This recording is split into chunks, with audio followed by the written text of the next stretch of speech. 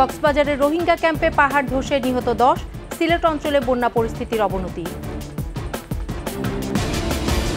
ঈদের ফিরতি যাত্রা অনেকটাই স্বস্তির বললেন ওবায়দুল কাদের, সার্বভৌমত্ব রক্ষায় সচেষ্ট সরকার। আরও ব্যাংক ঋণ চান ট্যানারি মালিকরা, সংরক্ষণাগার স্থাপনের তাগিদ এফবিসিসিআই এর।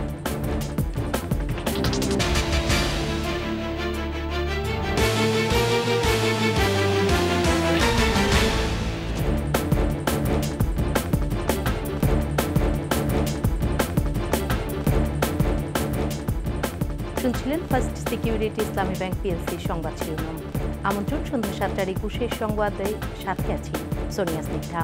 দর্শক, 21 টেলিভিশনের সংবাদ একই সাথে সরাসরি দেখতে পাবেন আমাদের ফেসবুক পেজ www.facebook.com/2124 অনলাইনে।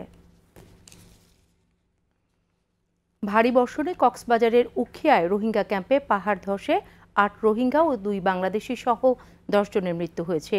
মরদেহ উদ্ধার করে পরিবারের কাছে হস্তান্তর করা হয়েছে। এদিকে ক্যাম্পে পাহাড় ধসের ঘটনায় সতর্ক থাকতে প্রচার চালাচ্ছে এপিবিএন। কক্সবাজার প্রতিনিধি আব্দুল আজিজের রিপোর্ট, জানাচ্ছেন রত্না জামান। মঙ্গলবার রাতভর টানা বৃষ্টিতে উখিয়ার 5টি রোহিঙ্গা ক্যাম্পে পৃথক পাহাড় ধসের ঘটনা ঘটে। পুলিশ ও বাসিন্দাদের সহায়তায় ফায়ার সার্ভিসের কর্মীরা উদ্ধার তৎপরতা চালায়। 10 জনের মরদেহ উদ্ধার করে সুরতহাল রিপোর্ট নিয়ে পরিবারের কাছে হস্তান্তর করা হয়েছে। নিহতদের মধ্যে 6 নারী, শিশু ও বাকিরা পুরুষ। তো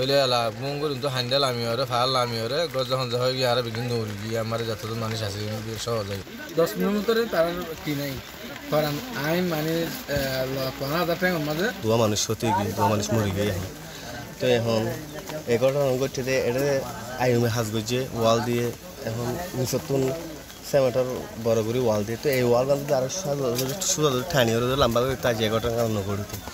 8 এপিবিএন আওতাধীন বেশ কয়েকটি ক্যাম্পেই ভূমিধসের ঘটনা ঘটে। RRRCর সহযোগিতা আমাদের এপিবিএন পুলিশ আমরা অন্যত্র সরানোর ব্যবস্থা নিচ্ছি।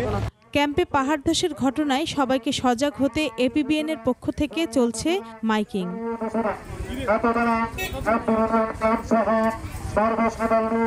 রত্না জামান, 21 টেলিভিশন।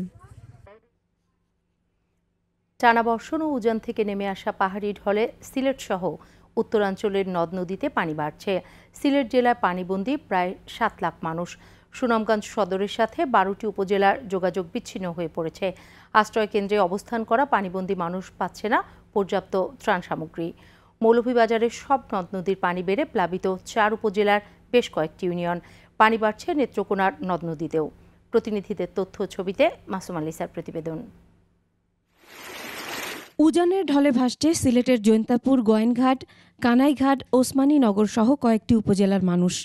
সিলেটের সার্বিক বন্যা পরিস্থিতির অবনতি। জেলার সুরমা, কুশিয়ারা সহ অভ্যন্তরীণ নদীর পানি 6 পয়েন্টে বিপদসীমার উপর দিয়ে প্রবাহিত হচ্ছে। 106 ইউনিয়নের 1323 গ্রাম প্লাবিত। পানিবন্দী 7 লাখ মানুষ। আমরা কি টাকা আমরা কোনো খাইতে পারি না, লইতে পারি না, কিছু করতে পারি না। 2 দিন বাদেও ঘনি বাড়ে। মানুষ ঘরবাড়ি থেকে পানি ঢুকতেছে, মানুষ অনেক বিপর্যয়ের মধ্যে পড়ে গেছে। সিলেট মহানগরের অর্ধ শতাধিক এলাকা পানির নিচে তলিয়ে গেছে। এই অবস্থায় বাড়ছে পানিবন্দী মানুষের হাহাকার। এদিকে বন্যার পানি ঢুকে পড়ার আশঙ্কায় সিলেটের বিদ্যুৎ কেন্দ্রে কাজ করছে সেনাবাহিনী।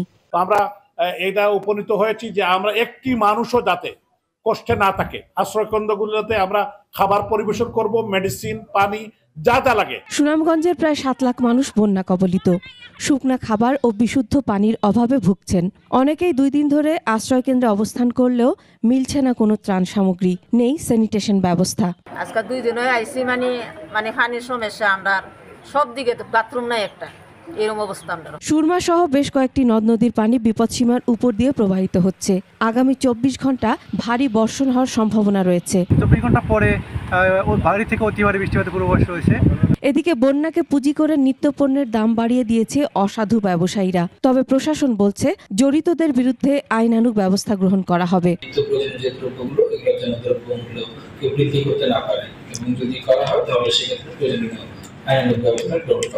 পাহাড়ি ঢল ও ভারী বর্ষণে ক্রমশ বাড়ছে মৌলভীবাজারের মনু, ধলাই, কুশিয়ারা, জুরি, কন্টিনালা ও ফানাই সহ নদ নদীর পানি। এসব নদীর অর্ধ শতাধিক পয়েন্ট ঝুঁকিপূর্ণ রয়েছে। জেলা প্রশাসন জানিয়েছে বড়লেখা উপজেলার 4টি, জুরি উপজেলার 3টি, কুলাউড়া উপজেলার 3টি, সদর উপজেলার 4টি এবং রাজনগর উপজেলার 2টি ইউনিয়ন বন্যা কবলিত। তলিয়ে গেছে নিম্নাঞ্চল। নেত্রকোনায় অতিবৃষ্টি, উজান থেকে নেমে আসা পাহাড়ি ঢলে উবদাখালী নদীর পানি বিপদসীমার 32 সেন্টিমিটার ওপর দিয়ে প্রবাহিত। এছাড়া জেলার প্রধান প্রধান নদী কংস, সোমেশ্বরী, ধনু ও মগরা নদীর পানি বৃদ্ধি পেয়েছে। আশ্রয় কেন্দ্রের দিকে ছুটছে মানুষ।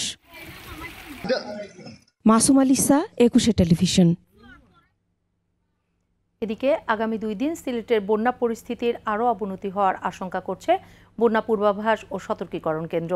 আর মাস জুড়ে বৃষ্টিপাত অব্যাহত থাকার পাশাপাশি ভারী বর্ষণে সিলেট ও চট্টগ্রামে ভূমিধসের শঙ্কা জানিয়েছে আবহাওয়া অধিদপ্তর। অঞ্চলে বা উত্তরাঞ্চলে পানি এখনও বিপদসীমার নিচে, কিন্তু ওখানে পানি বৃদ্ধি পাবে। আর মোটামুটি সামগ্রিকভাবে বলা যায় যে আগামী 5 দিন পর্যন্ত পানি বৃদ্ধি পেতে পারে। আর সিলেট অঞ্চলে আগামী 2 দিন পর্যন্ত পানি বৃদ্ধি পেতে পারে, এর ফলে বন্যা পরিস্থিতি কিছুটা অবনতি হতে পারে। এরপর হয়তো পানি কিছুটা হ্রাস পেতে পারে, কিন্তু পরিস্থিতি পুরোপুরি স্বাভাবিক হতে মোটামুটি আগামী 1 সপ্তাহ পর্যন্ত লাগবে। সিলেট এবং চট্টগ্রাম বিভাগের পাহাড়ি এলাকায় অতি বর্ষণজনিত কারণে কোথাও কোথাও ভূমিধসের সম্ভাবনাও রয়েছে, কারণ টানা বৃষ্টি হচ্ছে। সুতরাং এই বৃষ্টিপাতে বিশেষ করে কক্সবাজার, চট্টগ্রাম এবং সিলেট বিভাগের পাহাড়ি এলাকায় কোথাও কোথাও পাহাড়ি ধস, আমরা একে ভূমিধস বলি, ভূমিধসের সম্ভাবনা রয়েছে। ঈদের ছুটির পর নতুন সূচিতে কর্মচাঞ্চল্য ফিরছে অফিস পাড়ায়। সচিবালয়ের সড়ক পরিবহন ও সেতুমন্ত্রী ওবায়দুল কাদের বলেন, ঈদের ফিরতি যাত্রা অনেকটাই স্বস্তির। তাগিদ দেন সড়কে শৃঙ্খলা ফেরাতে নীতিমালা সম্পন্ন করার। মিয়ানমার ইস্যু আলোচনার সমাধান হবে বলেও জানান ওবায়দুল কাদের। রিপোর্ট প্রণব চক্রবর্তীর। ঈদুল আজহার ছুটি কাটিয়ে আবারও কর্মব্যস্ত অফিস পাড়া। দীর্ঘ 19 মাস পর সেই সাথে শুরু হলো সকাল 9টা থেকে বিকাল 5টা পর্যন্ত কর্মঘণ্টা। সচিবালয়ে প্রথম দিন অফিসে এসে সহকর্মীদের সাথে ঈদ শুভেচ্ছা বিনিময় আর কুশলাদি বিনিময় করেছেন সকলেই। মন্ত্রণালয়ে ঈদ শুভেচ্ছা বিনিময় করে আওয়ামী লীগ সাধারণ সম্পাদক ও সেতুমন্ত্রী জানান, ঈদ যাত্রা বিগত সময়ের চেয়ে অনেকটাই স্বাভাবিক। এবার এ পর্যন্ত যত অ্যাক্সিডেন্ট হয়েছে মোটরসাইকেলে সবচেয়ে বেশি, এরপরে ইজি বাইক। সচেতনতারও অভাব রয়েছে, আর আমাদের জনপ্রতিনিধিদেরও একটা অংশ, তাদেরও সায় আছে। কাজে এখানে একটা সুস্পষ্ট নীতিমালা থাকা প্রয়োজন। মিয়ানমার ইস্যুতে বিএনপি মহাসচিবের বক্তব্যের সমালোচনা করে ওবায়দুল কাদের বলেন, সার্বভৌমত্ব রক্ষায় সচেষ্ট সরকার। কিভাবে নত জানো, এটা একটু ব্যাখ্যা করে বকুল সাহেব বলুন। সার্বভৌমত্ব লঙ্ঘিত হলে আলাপ আলোচনার সীমাটা যদি পেরিয়ে যায় এবং তারা যদি আক্রমণে আসে, আমরা বসে বসে আঙুল চুষবো? আমাদেরকে পাল্টা জবাব দিতে হবে। প্রধানমন্ত্রীর আসন্ন ভারত সফরে তিস্তা সহ অন্য সমস্যার সমাধান আশা করেন ওবায়দুল কাদের। আমাদের আউটস্ট্যান্ডিং প্রবলেমগুলোর অগ্রগতি হলেই তো আমরা খুশি। টেলিভিশন, ঢাকা। কাঁচা চামড়ার বাজারে শৃঙ্খলা ফিরিয়ে আনতে এবং ন্যায্য মূল্য নিশ্চিতে লবণ ছাড়া চামড়ার ও দর নির্ধারণের তাগিদ দিয়েছে বাংলাদেশ টানার্স অ্যাসোসিয়েশন। আর চামড়ার মান ধরে রাখতে বিভাগীয় পর্যায়ে সংরক্ষণাগারের দাবি জানিয়েছে ব্যবসায়ীদের শীর্ষ সংগঠন এফবিসিসিআই। তহিদুর রহমানের রিপোর্ট।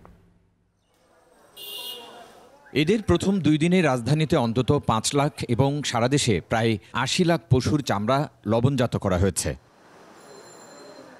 আগামী সপ্তাহ থেকে এইসব চামড়া সংগ্রহ শুরু করবে বাংলাদেশ ট্যানার্স অ্যাসোসিয়েশন।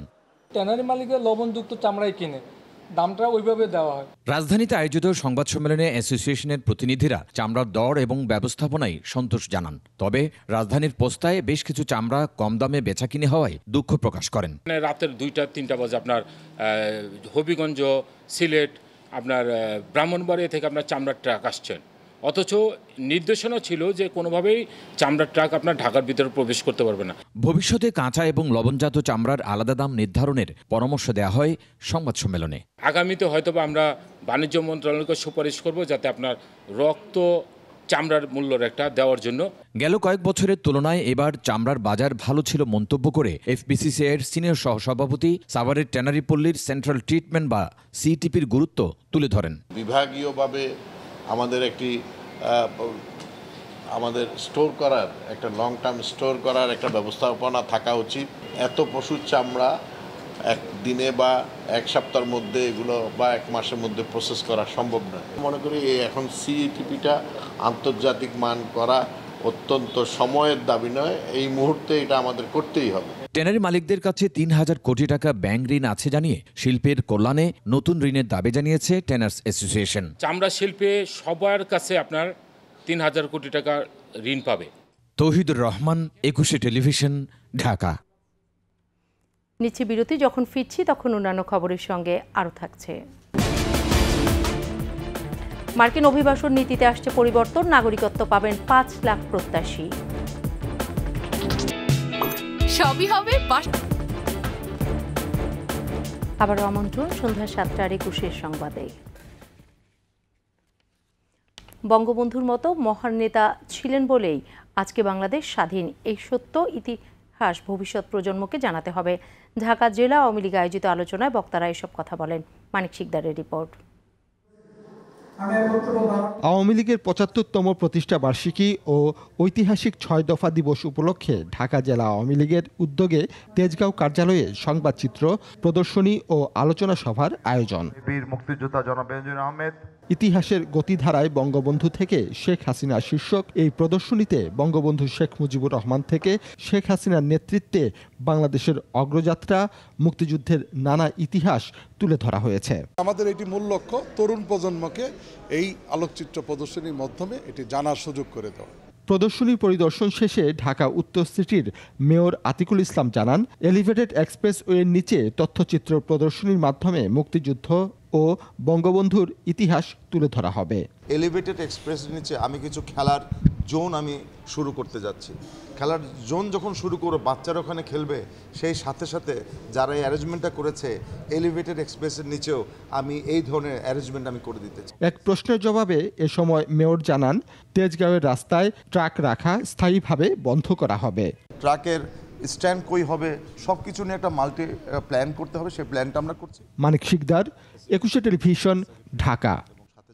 শেষ করছি সন্ধ্যা ৭টার ২১ সংবাদ। যাবার আগে ফার্স্ট সিকিউরিটি ইসলামী ব্যাংক পিএলসি সংবাদ শিরোনামগুলো আরও একবার। কক্সবাজারে রোহিঙ্গা ক্যাম্পে পাহাড় ধসে নিহত ১০, সিলেট অঞ্চলে বন্যা পরিস্থিতির অবনতি। ঈদের ফিরতি যাত্রা অনেকটাই স্বস্তির বললেন ওবায়দুল কাদের, সার্বভৌমত্ব রক্ষায় সচেষ্ট সরকার। আরও ব্যাংক ঋণ চান ট্যানারি মালিকরা, সংরক্ষণাগার স্থাপনের তাগিদ।